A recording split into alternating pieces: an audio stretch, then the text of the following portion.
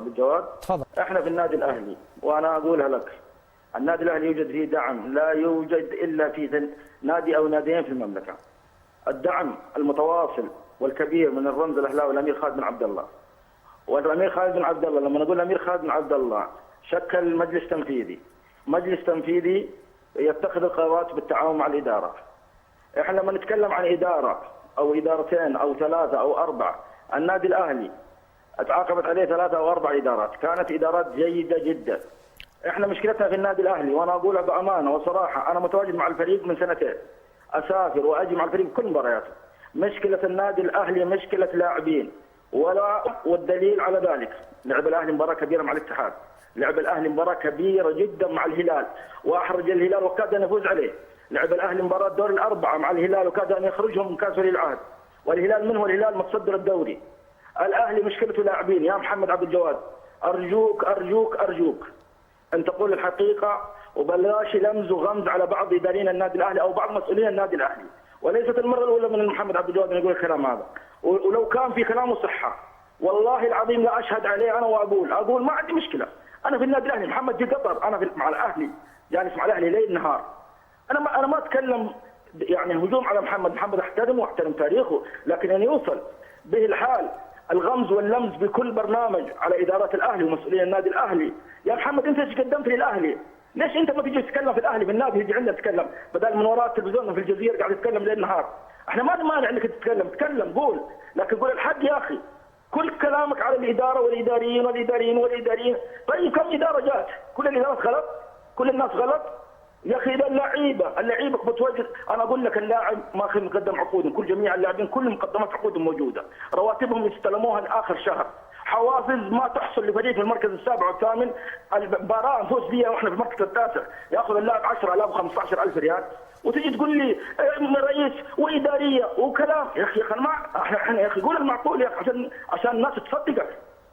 شكرا عبد العزيز. طيب لا استاذ عبد الله مو شكرا، ابقى معنا حتى تسمع الرد. تفضل. نقول لك شكرا ان شاء الله اذا سمعت الرد، يعني حتى لا يكون في كلام انت تحب تعقب عليه. ثاني استاذ عبد الله، يعني انا بصراحه احترمك واحترم اداره نادي الاهلي. استاذ عبد الله اسمعني لو تكرمت. عبد العزيز هذا في كل برنامج ادارات. طيب اسمع رده يا كابتن، اسمع رده، وهو يعرف. استاذ عبد الله انا احترمكم واحترم شفافيه نادي الاهلي وايضا جرأتكم للحديث تجاه هذا الجانب. ردك على هذا الموضوع. احنا سكتنا يا عبد العزيز. طيب كان يتكلم عبد الله لو تكرمت. استاذ عبد الله يعني لو تسمع الرد لو تكرمت. تفضل. تفضل. اول شيء هذا رايه وانا احترمه. لا هذا راي اداره مو رايه هو. نعم هو يمثل اداره. لا هو يمثل، خليه يجاوبني. هو يمثل اداره. تمثل اداره استاذ عبد الله، تمثل رايك الخاص. انا امثل نفسي، وهذا الكلام اللي قلته هذا حقائق. يقول غير الكلام هذا اللي متواجد في النادي الاهلي. طيب النادي الاهلي هو يتكلم بالكلام. طيب كمنسق اعلامي، انت منسق اعلامي يا استاذ عبد الله، يعني معناته تتكلم باسم النادي. عبد العزيز انا اتكلم حتى هذا رايي وراي الجميع. يا اخي اللي يدلك يا عبد العزيز على كلامي، احنا لعبنا مباريات كبيره مع انديه كبيره، جاء التعاون قبل امس، يعني التعاون اداره دخلت وتبغى تلعب في الملعب مع التعاون طيب. مركز ال11 النادي يعلم باتصالك هذا ومشاركتك هذه يعني بصفه رسميه، يعني لو النادي اتصل وعقب على هذا الجانب. الزميل اتصل علي المعد محمد العتيبي وقال نبغى مداخله على كلام محمد عبد الجواد، قلت طلب مني مرتين وثلاثه قبل هذا اليوم، قلت اتصالات سابقه، انا رفضت ان اتداخل معه، لكن لما محمد انه للدرجه هذه يحاول يشتت الراي العام ويزيح الكلام كله على الاداره، لا والف لا. طيب لا إدارة. هل الغمز واللمز برئيس اعضاء الشرف خالد بن عبد الله ام بالاداره الحاليه؟ انا ما ادري الادمي هذا يعني ايش قصته، يعني كل الان خلاص وضحت الصوره عبد الله انه هذا حديث شخصي منه هو. تفضل. شخصي منه هو. نعم. شخصنا. طيب. اول شيء امسيك بالخير ان شاء الله. انت كم عمرك اول شيء؟ والله عمري انا فوق ال40 وما في داعي تقول عمري. وانت كم؟ لا انا عمري 48 سنه. انا يمكن في عمرك يعني. انا لحقتك كنت لاعب لسه في منتخب دبك شباب. متى التحقت بالنادي الاهلي عشان تخدم النادي الاهلي؟ انا عملت صحافه 10 سنوات، التحقت في النادي الاهلي من سنتين. من سنتين؟ عملت في النادي الاهلي من سنتين؟ في النادي الاهلي، لكني موجود بورقه النادي وانت بتساعد في قطر وفي البرازيل. طيب خلي انت خلصت كلامك ولا لسه؟ طيب خلاص انت سالت يا كابتن. طيب خلاص. ما الهدف من السؤال؟ طيب اوكي، الهدف من السؤال انه هو الاسئله هذه يعني ما في داعي لها، كم عمرك طيب. كم عمري. طيب اسمع الرد عبد الله، يلا تفضل. طيب تفضل خليه يتكلم. خليه يتكلم، لا تزعل. اول حاجه يكون في معلوميتك انت والمعلوميات كل الاهلاويين كلهم ما في رمز في النادي الاهلي الا شخص واحد فقط لا غير، الامير عبد الله الفيصل، هذا رمز الاهلي. هذا اول شيء انا رد عليك انت، لانك انت ما تعرف اول شيء مين هو رمز النادي الاهلي. اذا انت لا تتحدث بقيه البقيه الباقيه هؤلاء رجال النادي الاهلي. دحين انت جلست تتكلم لين خلصت وانا ما فتحت فمي. سمعتك محمد. عبد الله لو تكرمت عبد الله لو تكرمت، لو تسمعني سجل النقاط اللي انت تحب ترد فيها عشان يكون الحديث واضح امام المشاهد. نعم. كابتن محمد. اتمنى انه يعني يقف عن شو اسمه. تفضل كابتن. اول حاجه زي ما قلت لك، النادي الاهلي ما له الا رمز واحد فقط لا غير، اسمه الامير عبد الله. لا تحدث فيه. عبد الله لو سمحت الامور ببعضها يا محمد عبد الله، ببعضها. دخل انت تقول رمز، انت نسيت انت نسيت الرجل الاول في النادي الاهلي. اللي في النادي الاهلي معناته انت مع احترامي لك طيب ما انت اهلاوي. عبد الله انت لو اهلاوي كان على الاقل اول ما ذكرت الامير عبد الله الفيصل. انت تاريخك يا محمد معروف وهروبك من المباريات معروف. لك اذا انت تحكم على تاريخي، انت اللي جاي لك سنتين في النادي الاهلي هذا شيء ثاني. عبد الله عموما هذا رايك انت. محمد كابتن محمد. عبد الله المساله ليست بالصوت. عبد الله المساله ليست بالصوت، انت قدمت لنا نقاط، دعنا نتحدث بالنقاط اللي انت طرحتها. لو تكرمت يا عبد الله يعني تهدى قليلا في طريقه الصوت، الكل يسمع صوتك بدون يعني عمليه الرفع لا من جانبك ولا من جانب ايضا محمد عبد الجواد.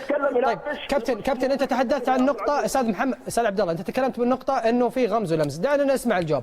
هل في حديثك غمز ولمز على انا لا غمز ولا لمز، انا كلامي واضح. هو يقول انه اول شيء انه الاهلي لعب مباريات كبيره ومشكله الاهلي لاعبين. طيب هو تحدث انه لا يعطى مكافآت. طيب كيف انت لمن هم في المركز السابع والثامن مثل الاهلي، الرواتب مدفوعه كامله للاعبين الاهلي، كل شيء مقدم لنادي. عبد الله انا سمعت كلامك وانا دعني انقل لك لو تكرمت. كل شيء مقدم لنادي الاهلي. كل شيء مقدم للاعبين نادي الاهلي. لا ما هو صحيح، مو صحيح الكلام. واثبات لك. مو عندي اثبات، عندي انا على فكره انا كنت متوقع اسمعني. طيب يا اخي خليني اتكلم، انا تركتك تتكلم براحتك. طيب تفضل. لما بقى وقت على البرنامج. اوكي يا عبد العزيز، شوف انا هنا في حاجات كثير، بس انا ما هم يعني ما ابغى اطلعها. يا اخي طلع ما ابغى اطلع، لان ما تمثل الاداره الاهلاويه عشان اطلعها. انت ما تمثل الاداره الاهلاويه عشان تطلعها. وبعدين انت تقول انه والله مشكله الاهلي لاعبين، كيف تقول مشكله الاهلي لاعبين وانت تقول انه الاهلي قدم مباريات كبيره؟ معناته مقتنع عندك يعني اللاعبين السنه هذه لاعبين، العام الماضي لاعبين، اولت العام الماضي لاعبين. كابتن عبد الله كمنسق اعلامي وكمن قريب من النادي الاهلي، لماذا الجزاوي بعيد عن النادي عن المشاركه مع النادي؟ يا اخي عبد العزيز، المدرب أليكس من يوم مسك الفريق قد اجتمع بعبريز الجيزاوي، عبد الرحيم جيزاوي. يا عبد الرحيم انت جاهز وانا احتاجك في الفريق. واكبر كلام على دليلي، اول مباراه المدرب مسكها ضد نادي الاتحاد، عبد الرحيم جيزاوي نزل الشوط الثاني وقدم مستوى كبير. المدرب طلب منه التواصل الجلوس مع الفريق الاول وعدم روحه الفريق الاولمبي. دعا الجيزاوي يتدرب مع الفريق، احتاج الفريق الاولمبي مباراه كانت حاسمه مع الشباب، احتاجوه انه يلعب معاه في المباراه، راح الرياض لعب مباراه يوم الثلاثاء اللي فات. يوم الاربعاء جاء في الثلاثاء اخر الليل رجع جده، يوم الاربعاء جانا لفع المضمار، خاطب المدرب قال يا مدرب انا عندي اصابه بسيطه لا استطيع اروح معاكم المباراه. هذا كل اللي حصل. المدرب مقتنع بالجيزاوي، الجيزاوي لاعب كويس. المشكله ما هي مشكله جيزاوي ولا مشكله. طيب ماذا عن الراهب حتى نجيب على التساؤلات. طيب انا اكلمك على الراهب الان في لعيبه على مستوى عالي، يعني الراهب عندنا 4 مهاجمين الى 5 مهاجمين على مستوى واحد متقارب. عندنا فيكتور هداف الدوري قريب من هداف الدوري، عندنا عماد حسني 10 اهداف، عندنا مالك معاذ، عندنا الراهب، عندنا الجيزاوي. هذه خيارات مدرب، لا يستطيع اداره، لا يستطيع مسؤول ان يتدخل فيها. يعني انا المشكله انهم يربطون الامور في بعضها. اذا عندك 5 6 لعيبه في قاموس كره القدم، يعني عندك لعيبه في النادي الاهلي ها؟ عندك لعيبه في النادي الاهلي. يا اخي انا عندي لعيبه يا محمد. طب كيف تقول عندك لعيبه وانت تقول مشكله اللاعبين؟ خليني طيب اتكلم، انا ما قلت. لا كيف انت دوبك تقول انه عندي مشكله النادي الاهلي لاعبين، وانت تقول عندك على مستوى عالي واحد قريب من هدافين الدوري واحد.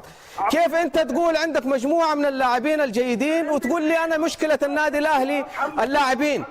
محمد انت مقتنع انه يلعب محمد مسعد كلاعب مدافع؟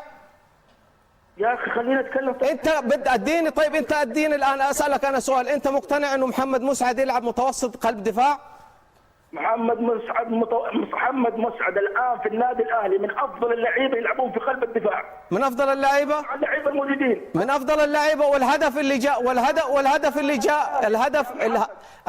اللي جاء في مباراه التعاون اللي راح محمد مسعد الى الجهه اليمنى هناك وهو ما يعرف اصلا يقف في منطقه الدفاع.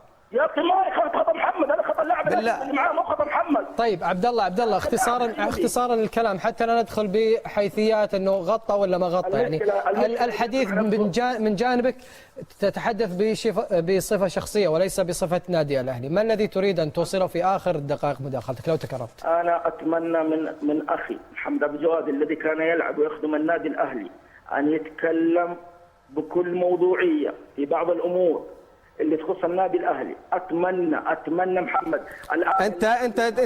انت تشك في حبي للنادي الاهلي؟ لا ما اشك انا. اجل خلاص لا تتكلم، اجل لا تقول لي موضوعيه ايش كيف تكون دحين انت كل الكلام هذا وتقول لي ان انا موضوع ماني موضوعي؟ يا محمد اذا انت تحب النادي الاهلي اذا انت تحب النادي الاهلي اذا انت تحب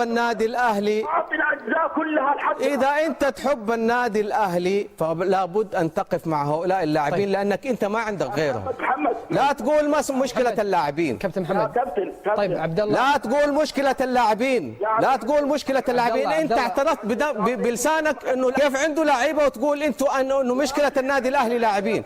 محمد انت اي منطق انت تتكلم فيه؟ محمد اتكلم لمصلحه النادي الاهلي. اذا تحب النادي الاهلي. طيب. انت عاجبك وضع النادي الاهلي المركز الثامن؟ ليس اسمي يا محمد. انت عاجبك المركز الثامن؟ كابتن محمد ايضا عبد الله المدرب اللي بيدرب النادي الاهلي، مدربين النادي الاهلي تيلي سانتانا وسكولاري وديدي ولازاروني، هذا عاجبك؟ شو هذا وش فيه؟ هذا عاجبك؟ طيب بعد القمه هذا عاجبك المدرب هذا؟ ما كان نبوشة جايب لي بطولات زيهم؟ نبوشة جايب لك بطولتين. نبوشة كابتن ليش ما تتكلم عن احمد مرزوقي اللي وصل النادي الاهلي لبطولتين من امام الاتحاد خلاك انت اول واحد تنقز من الفرحه؟ احمد مرزوقي على عيني وراسي. طيب خلاص عبد الله ليش ما افتكرت احمد مرزوقي؟ لما احمد المرزوقي ساءت نتائجه كلكم سنيتوا سكاكين على احمد مرزوقي. كابتن دقيقه ايضا كابتن عبد الله احنا وصلنا لنهايه البرنامج.